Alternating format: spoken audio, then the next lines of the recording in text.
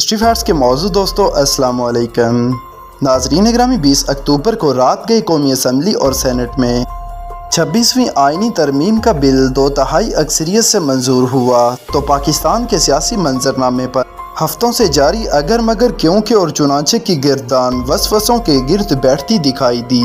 وہیں دوسری جانب یہ سوال بھی بہت عام ہے کہ اس تمام تر ہلچل کے دوران سیاسی طور پر کس کے ہاتھ کیا آیا، حکومت کو کتنا سمجھوتا کرنا پڑا اور اپوزیشن میں رہتے ہوئے کون سب کا منظور نظر رہا۔ ناظرین گرامی اس ویڈیو میں ہم آپ کو بتائیں گے مولانا فضل الرحمان کی JUI، بلاول کی پاکستان پیپلز پارٹی، بانی PTI کی تحریک انصاف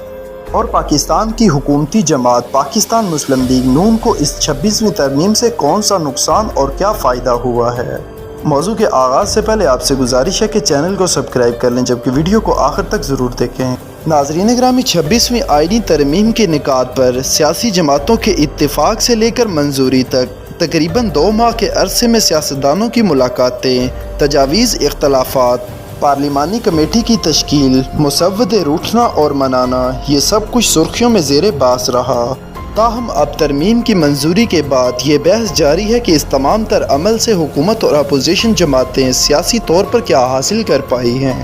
مولانا فضل الرحمان اور بلاول بھٹو کے درمیان دن میں کئی بار ملاقات کے مناظر ہوں، حکومتی وزراء کے نمبر گیم پوری ہونے کے دعوے اور اتفاق رائے پر بیان بازی ہو، یا PTI کا پارلیمانی کمیٹی میں شرکت کے باوجود سفارشات پیش نہ کرنے کی بحث، اس آئینی ترمیم کے لیے ہونے والی بیٹھکوں میں پارلیمان کی سبھی جماعتیں پیش دکھائی دیں۔ مگر یہاں یہ سوال بھی اہم ہے کہ اس تمام تر ہلچل کے دوران سیاسی طور پر کس کے ہاتھ کیا آیا، حکومت کو کتنا سمجھوتا کرنا پڑا اور اپوزیشن میں رہتے ہوئے کون سب کا منظور نظر رہا۔ تو سب سے پہلے بات کرتے ہیں سب سے نمایاں شخصیت جس نے 26ویں ترمیم کی منظوری کے لیے سب سے اہم کردار ادا کیا،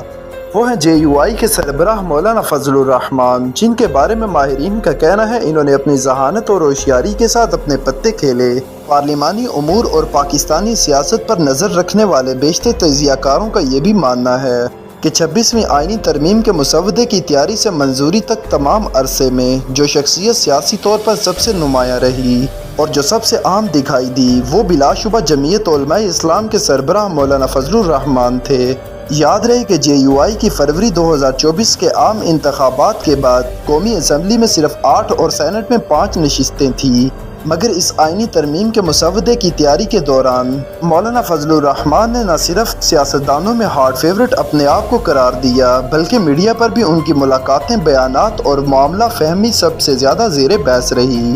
مولانا فضل الرحمان نے آئینی ترمیم کے مسودے کی تیاری کے دوران موقع کا فائدہ کیسے اٹھایا، اس سوال کے جواب میں صحافی اور اینکر آسمہ شیرازی نے کہا کہ انہوں نے ذہانت اور ہوشیاری کے ساتھ اپنے کارڈز کھیلے، اس طرح پورے عرصے میں انہوں نے PTI کو سیاسی طور پر پورا موقع دیا کہ وہ اپنا کھل کر کردار ادا کر سکیں۔ آسمہ شیرازی نے جمعیت علماء اسلام کے کردار کو سراہتے ہوئے کہا کہ بھلے وہ اپوزیشن ہو، پیپلز پارٹی ہو یا حکومت، اس 1 ماہ کے دوران سب کی توجہ کا مرکز مولانا فضل الرحمان ہی رہے ہیں۔ مولانا فضل الرحمان کا کردار قومی اسمبلی میں اپنی 8 نشستوں کے ساتھ قائد حزب اختلاف کا رہا ہے، جبکہ 90 نشستوں والی جماعت ایک طرح سے بے اختیار نظر آئی۔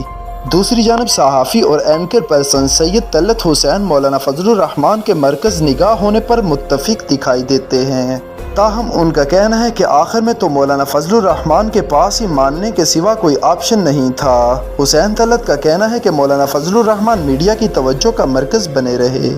اور لوگ ان کے پاس آتے رہے، لیکن آخر میں ان کو اندازہ ہو گیا تھا کہ اگر ان کے لوگ نہیں بھی ووٹ نہیں کریں گے تب بھی حکومت ترمیم منظور کروا لے گی، تو ان کے پاس پھر آخر میں کوئی آپشن نہیں رہا تھا۔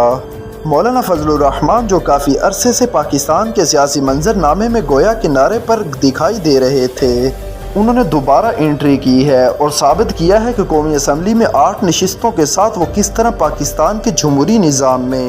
تمام توجہ کا مرکز اور محور بن گئے ہیں۔ انہوں نے 2 چیزیں حاصل کی ہیں جن میں سے ایک واضح نظر آ رہی ہے اور دوسری ابھی اوجل ہے۔ سب سے پہلے انہوں نے اپنی سیاسی چال کو استعمال کر کے آئینی ترمیم کا مسودہ اپنی مرضی کے مطابق بنوایا اور 2 بڑی جماعتوں کو مجبور کیا کہ وہ ان کی وکٹ پر آ کے کھیلیں۔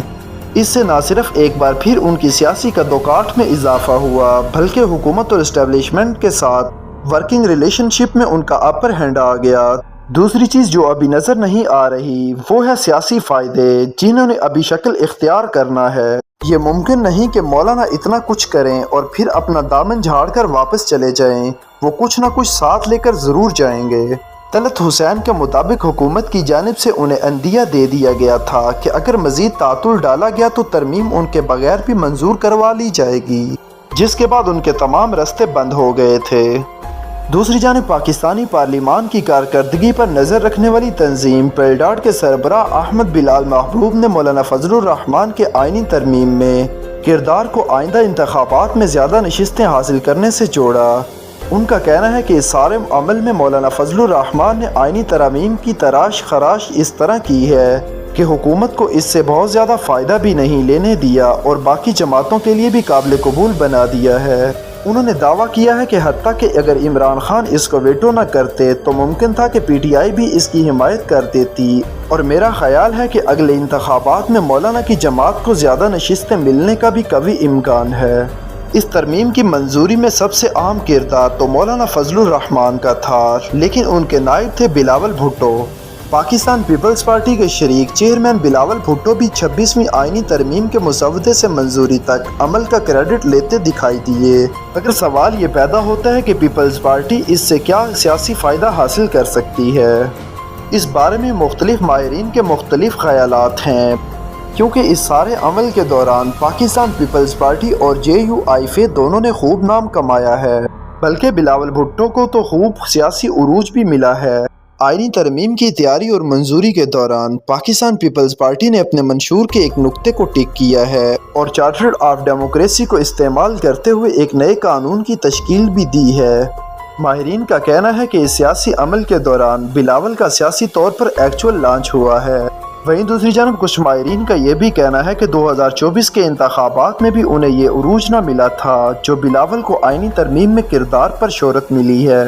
اس بات میں بھی کوئی شک نہیں کہ بلاول بھٹو کی جانب سے سیاسی جماعتوں میں جو مفاہمت کروانے کا کردار ادا کیا گیا ہے، پاکستانی عوام بھی اس کو سراہتی ہے۔ بلاول نے جیسے پی ٹی آئی کے ساتھ رابطے کیے، اس سے نہ صرف انہوں نے اپنا سیاسی قد بڑھایا بلکہ جس نقطے پر پاکستان پیپلز پارٹی اور مسلم لیگ نون کا اتفاق تھا اس میں کامیابی حاصل کی، اور اپنے ووٹر سپورٹر کو اپنے منشور کے ساتھ منسلک کرنے میں بھی کامیاب رہے۔ ماہرین کا یہ بھی دعویٰ ہے کہ یہ چیز ان کو مستقبل کی سیاست میں بہت اہمیت دے گی۔ جس طرح پاکستان میں سب کو ساتھ لے کر چلنے اور مصالحت کی ضرورت ہے، اس میں بلاول نے اپنا امتحان بخوبی پاس کیا ہے۔ اس بات میں بھی کوئی شک نہیں کہ یہ بلاول جیسے نوجوان سیاستدان کے لیے ایک مشکل مرحلہ تھا،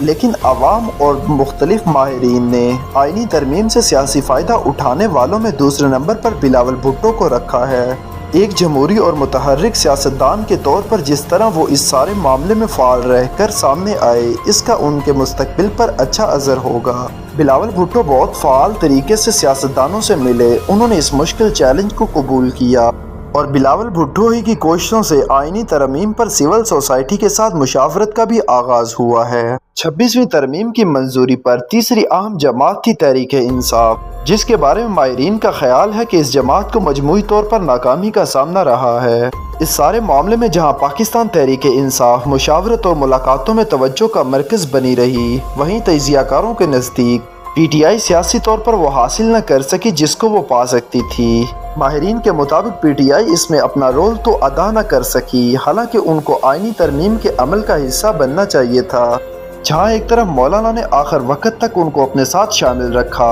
وہیں دوسری طرف اپنی سیاسی اور پارلیمانی طاقت کو استعمال کرنے میں پاکستان تحریک انصاف مکمل طور پر ناکام نظر آئی ہے۔ کچھ ماہرین کے مطابق پاکستان تحریک انصاف جس معاملے پر تکیہ کیے ہوا تھا وہ اب سیدھا ہو سکتا ہے۔ ان کے مطابق آئینی ترمیم کی منظوری سے جو انقلابی مزاج عدلیہ کے اندر بنتا دکھائی دے رہا تھا وہ تھم جائے گا، جبکہ کچھ ماہرین کے مطابق پی ٹی آئی بحیثیت ایک سیاسی جماعت کے اپنا کردار کو وہ اہمیت نہیں دیتی جو اسے دینا چاہیے، تو بعض اوقات وہ اپنی جماعت کے سربراہ عمران خان کی خواہشات کو پورا کرنے اور ان کی رہائی اور ان کے بارے میں چیزوں کو ہائی لائٹ کرنے میں بعض اوقات پیچھے رہ جاتی ہے، اور اسی کے باعث انہوں نے اس میں ووٹ نہیں کیا۔ تاہم اچھی بات یہ ہے کہ پارلیمانی کمیٹی کے اجلاس میں پاکستان تحریک انصاف کے کارکن مکمل طور پر شامل رہے اور اپنا رول ادا کیا۔ क्योंकि उनके लिए मुस्तकबिल में अच्छी रहेगी और उनको आगे भी अपना किरदार अदा करते रहना चाहिए।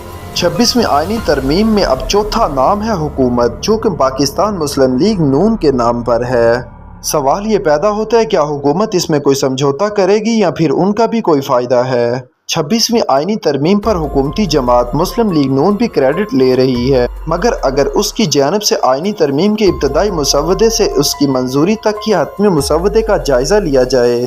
तो हुकूमत को कई बार निकात पर समझौता करना पड़ा है। 26वीं आईनी तरमीम की मंजूरी के बाद हुकूमत का क्या अपने मकासद में कामयाब रही या नहीं, इस सवाल पर तजियाकारों की मिली जुली राय है। आईनी अदालत के मुतालबे आईनी बेंच के नुक्ते पर इक्तिफा करने में हुकूमत ने अपनी सोच में कितनी तब्दीली लाई, इस सवाल के जवाब में माहिरीन का कहना है कि हुकूमत को कुछ जजेस से मुतल्लिक तहफ़्फ़ुज़ात और बज़ाहिर ये लग रहा था कि वो मंसूर अली शाह को चीफ जस्टिस नहीं बनाना चाहती, लेकिन अब इस तरमीम के बाद हुकूमत को ये फ़ायदा होगा कि जिन जजेस पर वो तहरीक इंसाफ की हिमायत करने का इल्ज़ाम लगाते थे अब उनमें से वो निकल जाएंगे। माहिरीन और तजियाकारों का ये भी कहना है कि पार्लिमानी तारीख में कोई ताख़ीर या जल्दी की अहमियत नहीं होती, बल्कि हासिल क्या हुआ वो अहम होता है, और हुकूमत ने वो हासिल किया है जो वो चाहती थी। ताहम उन्होंने इस ख्वाहिश का इजहार भी किया कि एस्टेब्लिशमेंट के सियासी किरदार पर पार्लिमानी जमातें और पार्लियामेंट इससे आगे बढ़े। कुछ तजियाकारों का इस बारे में कहना है कि हुकूमत जो चाह रही थी वो सब कुछ तो उसे न मिल सका जिसकी शुरू में उसको तवक्को थी,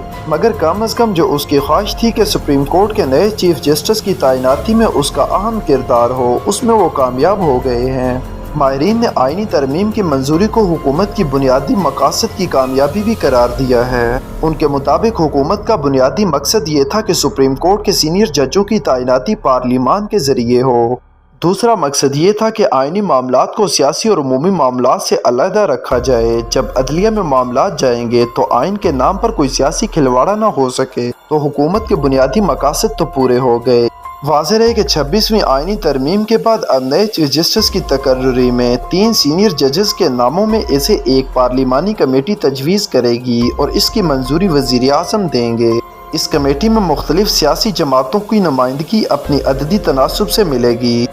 माहिरीन और तजियाकार इस बारे में तजिया करते हुए कहते हैं कि इस तमाम सूरत हाल में मुस्लिम लीग नून को सबसे ज़्यादा समझौता करना पड़ा है। अगर मुस्लिम लीग नून की जानिब से मुसवदे के इब्तदाई मुसवदे को देखें तो इसमें और मंजूर होने वाले मुसवदे में ज़मीन आसमान का फ़र्क है। माहिरीन का कहना है कि मुस्लिम लीग नून ने तरमीम के मुसवदे पर जहाँ से काम शुरू किया वो 55 के करीब नकात थे, जबकि जो मंजूर हुए वो इससे कहीं कम हैं। ताहम माहिरीन के मुताबिक दूसरी जानिब मुस्लिम लीग नून कुछ न हासिल करने में कामयाब रही, जैसा कि चीफ जस्टिस की तैनाती में सीनियरिटी को ख़त्म करके 3 नामों में से एक का इंतखाब, आईनी बेंच का बनना और सियासतदानों या पार्लिमानी कमेटी के ज़रिए जुडिशल कमीशन की तश्कील। 26वीं तरमीम की मंजूरी के बारे में चंद माहिरीन का तो ये कहना है कि इससे सिर्फ मुस्लिम लीग नून और पाकिस्तान पीपल्स पार्टी को अपने अहदाफ हासिल हुए हैं और बाकी तमाम जमातें सिर्फ खिलवाड़ ही बनी हैं।